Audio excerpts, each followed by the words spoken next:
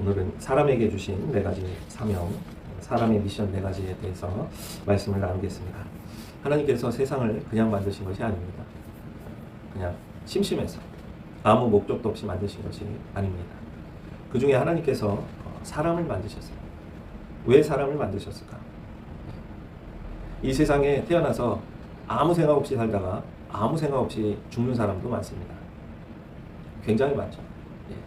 내가 이 세상에 왜 태어났는지조차도 모르고 무엇을 하며 살아야 될지도 모른 채 생존만 하다가 죽습니다.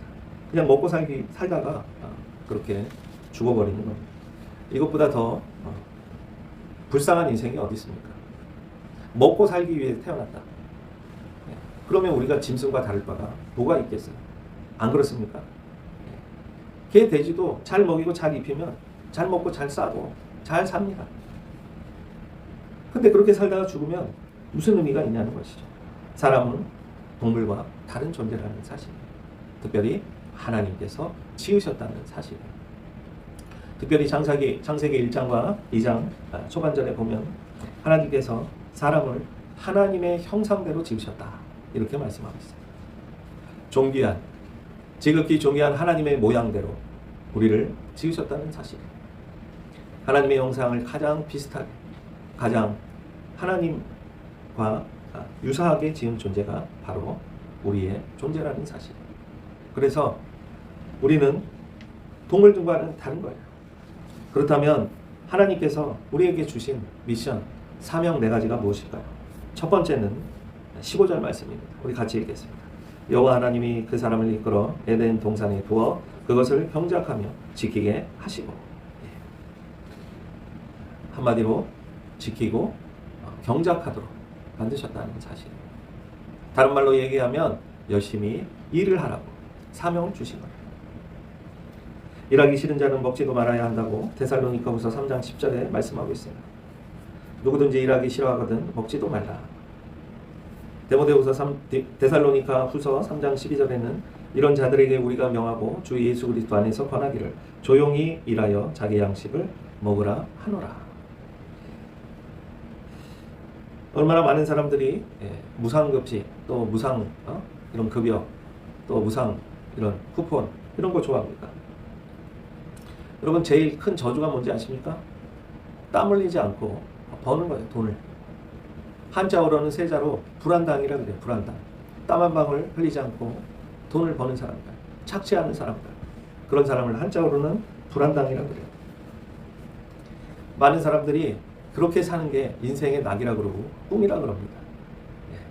얼마나 불쌍합니다. 그냥 나는 평생 일하고 살지 않는 게 내 인생의 목표야. 나는 놀고 먹는 게 인생의 목표야. 나는 그냥 공짜로 두는 배급 받아가지고 사는 게 인생의 목표야. 이런 나라가 좋은 나라야.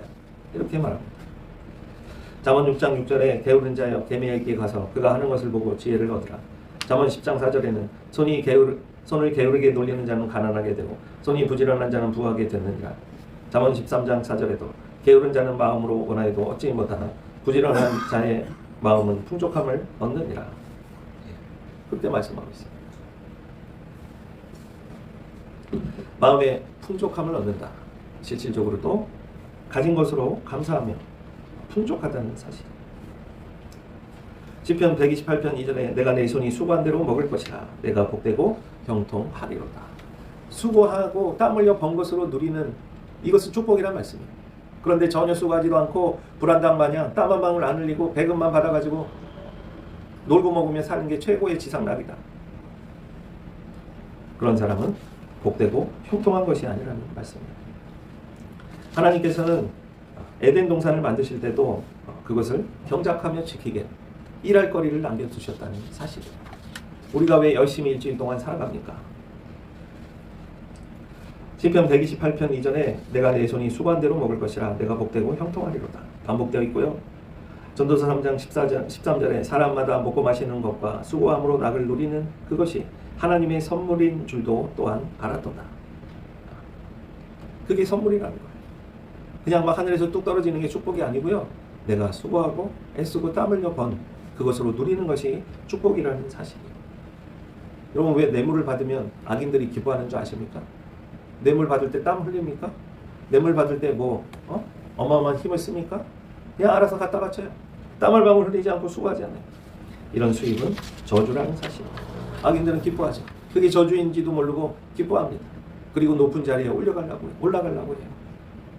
여러분 추석 때 또 설 명절이 되면 얼마나 높은 지위에 있는 사람들이 많은 선물을 받는 줄 아십니까? 예? 상상을 초월해요. 김영란법이 시행되기 전에는요 어마어마했어요. 지금은 다 뒤로 하죠. 사라졌는 줄 아십니까? 천만의 말씀. 다 뒤로 합니다. 몰래 합니다. 신명기 28장 12절에 여호와께서 너를 위하여 하늘의 아름다운 보고를 여기사 내 땅에 때를 따라 비를 내리시고 내 손으로 하는 모든 일에 복을 주시리니.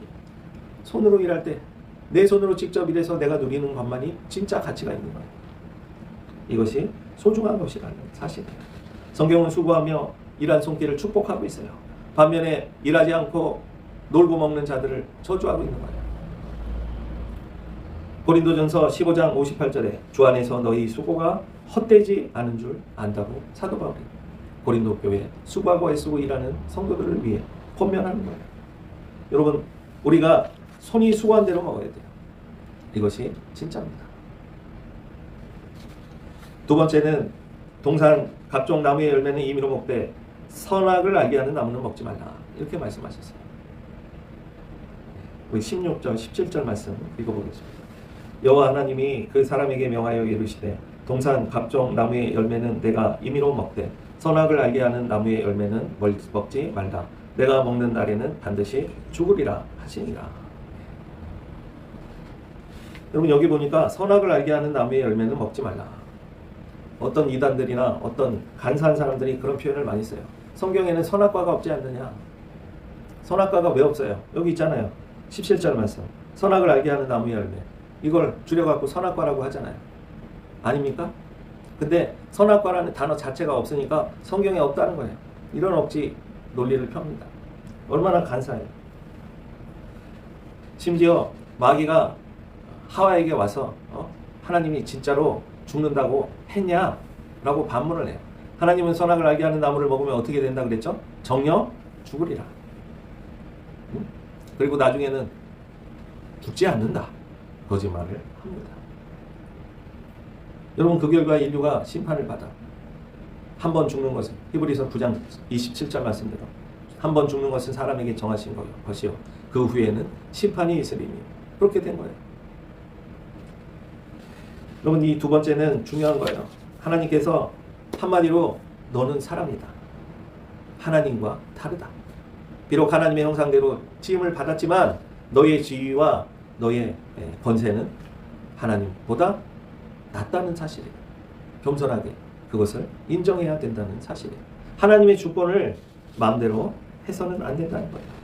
창조주와 피조물의 유일한 구분, 선악의 기준을 누가 결정합니까? 사람이 결정합니까? 아닙니다. 하나님이 결정하시는 거예요. 그래서 하나님께서 십계명을 주시고 이 땅에 도덕률과 법률을 제정해 주시는 거예요. 하나님의 성경 말씀대로 하는 국가일수록 민주국가다. 하나님의 성경 말씀대로 하지 않는 국가일수록 독재국가, 반민주국가라는 사실이 이 말씀을 통해 우리가 알 수 있게 됩니다.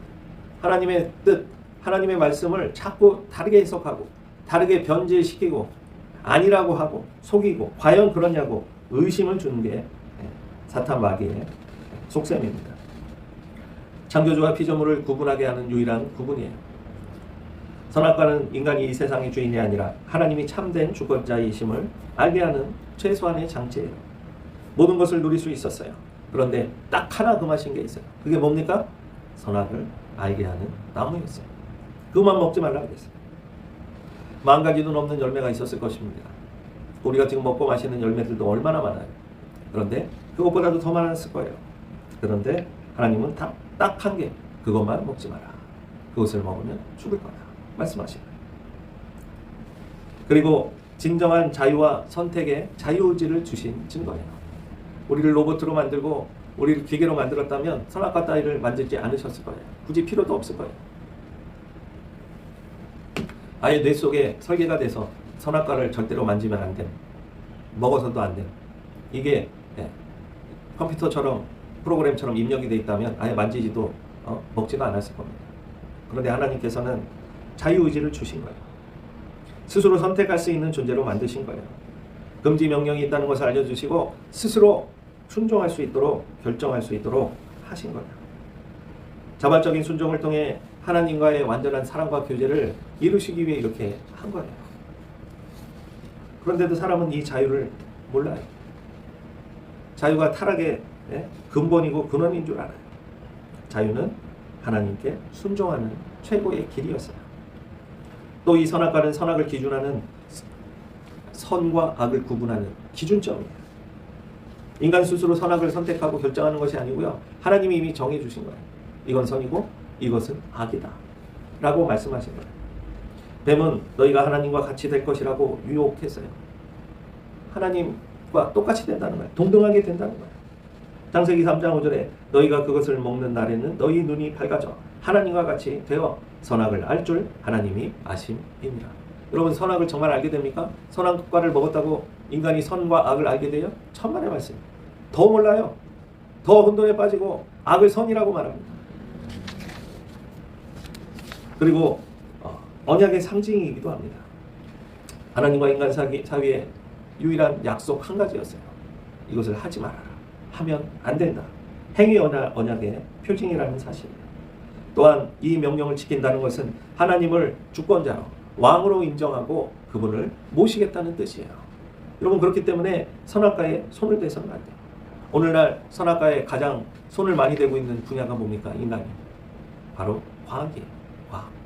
과학에는 진화론과 물질론, 유물론이 그 바탕에 깔려 있습니다. 눈에 보이지 않는 건 절대로 인정하지 않아요. 데이터가 되고 수치가 되고 눈에 보이고 검증이 되고 해야만 과학이라고 얘기해요. 그런데 하나님이 눈에 보입니까? 데이터 수치로 나옵니까? 안 나와요. 인간의 영혼이 데이터 수치로 표현할 수 있어요? 말할 수 있어요? 뇌파는 검사하고 조사할 수 있겠죠. 여러분, 그런데 그 뇌파가 인간입니까? 의식입니까? 영혼입니까? 아니에요. 과학은 설명할 수 없어요. 그런데 과학이 진리인 것처럼 이야기를 합니다. 지금 축적할 수 있는 도구가 제한적이에요. 인간이 전 세계에서 깨닫고 알고 분석할 수 있는 장비는 너무나도 제한적이에요. 앞으로 발견되지 않은 물질들도 많이 있을 겁니다. 과학 장비가 더 많이 발전할수록 더 놀라운 발견들을 하게 될 거예요. 인공위성에 거대한 우주 망원경을 만들어서 가장 우주의 어두운 부분, 그 말이 뭐예요? 가장 아무것도 없을 것 같은 부분을 찍었어요. 그런데 수천, 수만, 수백 개의 은하가 발견이 됐습니다. 그 작은 흑암에 아무것도 없는 줄 알았는데, 여러분, 인간이 찾아낸 것은 너무나도 작은 아주 먼지만도 못하는 사실들 뿐이에요. 적어도 과학자라면, 인간이라면 하나님 앞에 겸손해야 되는데 모든 걸 다 안 돼요. 우주가 어떻게 만들어졌는지도 안 돼요. 거짓말입니다.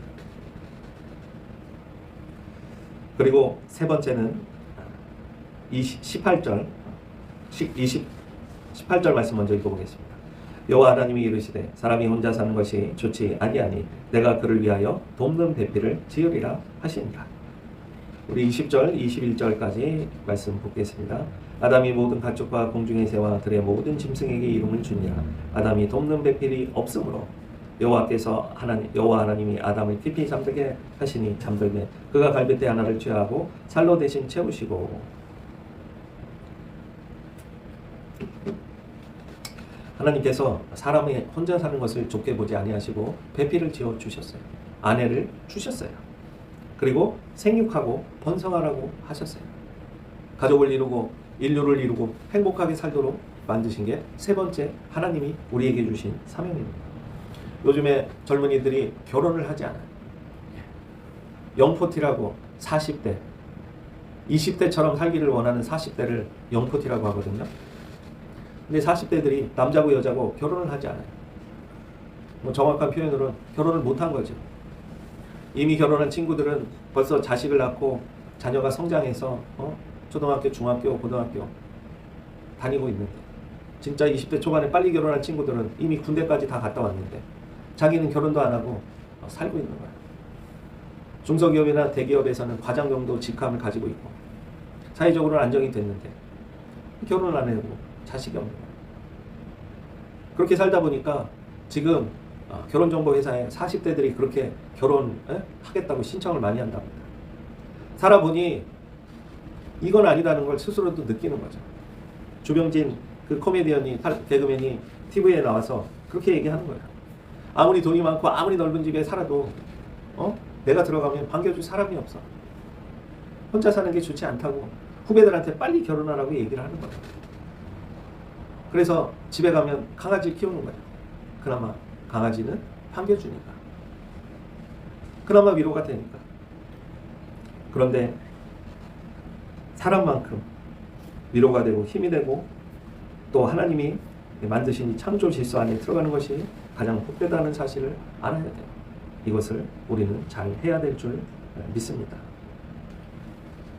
24절, 25절 말씀 읽겠습니다. 그러므로 남자가 부모를 떠나 그의 아내와 합하여 둘이 한 몸을 이룰지로다. 아담과 그의 아내 두 사람이 벌거벗었으나 부끄러워하지 아니하니라. 이게 하나님의 창조의 질서고 하나님의 역사입니다. 그러므로 우리는 하나님이 축복하시는 가정을 이루고 잘 살아야 될 줄 믿습니다. 마지막 네 번째는 아담이 이름을 짓게 하신다는 사실이에요. 우리 19절 말씀 읽겠습니다. 여호와 하나님이 흙으로 각종 들짐승과 공중의 각종 새를 지으시고 아담이 무엇이라고 부르나 보시려고 그것들을 그에게로 이끌어 가시니 아담이 각 생물을 부르는 것이 곧 그 이름이 되었더라. 아멘. 하나님께서 아담에게 이름을 짓게 하신 이유가 있어요. 여러분 그냥 심심해서 지으라고 하신 게 아니에요. 그냥 즉흥적으로 지으라고 하신 뜻이 아닙니다. 이것은 하나님의 통치권, 다스림을 우리 인간에게 위임하신 거예요. 이해가 되십니까? 예. 하나님이 우리에게 그 사명을 위임하셨다는 거예요. 고대 히브리 문화, 히브리 사람들에게 누군가의 이름을 지어준다는 이 사실은요, 한마디로 그것에 대한 소유권, 통치권을 가졌다는 그런 의미예요. 온라인 게임 같은 데서 우리 젊은 아이들이 하는, 젊은이들이 하는, 또 중학생, 고등학생들이 하는 그 게임들이 있는데 거기 보면 보스를 잡고 하면 그 다음부터는 그거를 내가 사용해서 그것을 한마디로 전투할 때 사용할 수가 있어요. 그때 이름을 지어줘야 돼요. 자기가 이름을 붙여줍니다. 그럼 그 캐릭터가 내가 지어진 이름으로 전투를 하게 돼요. 싸우게 돼요. 나를 대신해서 싸우게 돼요. 그러면 이름을 지어준다는 것, 바로 그 물건에 대한 소유권을 갖는다는, 동시에 그것을 책임지고 다스린다는 사실입니다. 창세기 1장 28절 말씀 우리 한번 찾아보겠습니다. 땅에 충만하라부터 우리 같이 읽겠습니다. 땅에 충만하라, 땅을 정복하라, 바다의 물고기와 하늘의 새와 땅에 움직이는 모든 생물을 다스리라 하시니라. 아멘. 아담에게 이름을 짓게 하신 것은 바로 통치권, 하나님이 다스리라, 충만하라, 정복하라, 이 말씀을 이루시기 위함입니다. 또 이름을 짓게 하신 두 번째 이유는 하나님의 동역자로 인정해 주신다는 사실이에요. 하나님의 일을 우리에게 나누어 맡겨주셨다는 사실이라는 것입니다. 또 이름을 짓는다는 것은 하나님께서 인간의 창의성, 스스로 할 수 있는 그런 능력, 지혜를 존중해 주시고 기뻐해 주신다는 사실이에요. 우리가 어떤 일을 할 때 미련하게 막 시키는 대로만 하지 않고 그 시키시는 본래의 뜻을 잘 생각을 해서 그 마음을 잘 헤아려서 더 잘 한다면 하나님이 더 기뻐하신다는 사실이에요. 그리고 이름을 짓는다는 것은 대상의 특징을 파악하고 본질을 깨뜨려보는 지적 능력이 필요하다는 말씀이에요. 아담은 하나님의 형상을 닮은 존재로서 각 생물의 특성에 맞는 이름을 지어 주셨어요. 그래서 동물과 다른 존재예요. 지성적인, 영적인 존재라는 사실을 말씀하고 있습니다. 그리고 마지막, 모든 생물이 나올 때 암수 짝이 같이 나왔겠죠. 동물도 다 짝이 있는데 나도 짝이 있어야겠구나. 아담은 이름을 짓는 과정에서 자기에게만 돕는 배필이 없다는 사실을 깨닫게 되었을 것입니다. 하나님과 아담이 고독을 느끼고 하와의 소중함을 알게 하시기 위해서 이 과정을 거치셨다고 우리가 충분히 생각할 수가 있습니다. 창세기 2장 20절 말씀 우리 다시 한번 같이 읽어보겠습니다. 아담이 모든 가축과 공중의 새와 들의 모든 짐승에게 이름을 주니라. 아담이 돕는 배필이 없으므로 라고 기록이 되어 있습니다. 다른 동물들은 다 짝이 있는데 나만 없네. 하나님은 아담에게 돕는 배필을 주셨습니다. 이런 말씀을 맺겠습니다. 하나님은 오늘날에도 우리에게 일터와 가정이라는 정말 축복의 현장을 맡겨주신 거예요. 이건 축복이에요. 여러분, 노동은 저주가 아니에요. 일은 저주가 아니에요. 축복이에요. 그런데 꼭 이상한 사람들은 노동이 저주랍니다. 그렇지 않아요. 하나님이 축복으로 주신 거예요. 땀을 흘리고 손으로 일한 만큼 버는 것이 축복이라고 말씀하셨어요. 도리어 일을 안 하는 것이 저주라는 사실을 알아야 돼요. 땀 한 방울 흘리지 않고 받는 수입 생각해야 돼요. 내가 과연 이만큼의 월급 수입을 가져가는 것이 맞는가 스스로 판단해야 돼요. 더 많이 가져왔다? 그러면 사회에 환원해야 돼요. 구제하고 기부하고 나누는 데 써야 돼요. 하나님이 그렇게 하라고 하신 거니까. 근데 그렇게 하지 않는다? 저주입니다. 어떤 분은요, 직장에서 출근하고요, 일도 안 해요. 그냥 핑핑 놀다가 결제서류 올라오면 읽어보지도 않아요. 도장 찍고 밥 시간 되면 밥 먹고 퇴근하고 가버려요. 그렇게 반복합니다. 여러분, 이건 축복이 아니에요.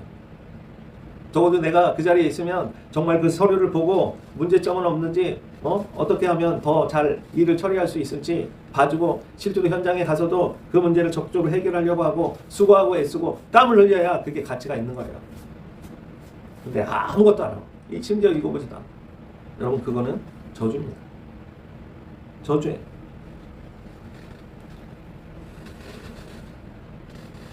이름을 짓는 행위, 하나님이 주신 은사를 사용해서 세상을 아름답게 질서 지우는 거룩한 노동의 첫걸음이었다는 사실. 하나님의 창조 사역은 이제 우리에게 위임되었어요.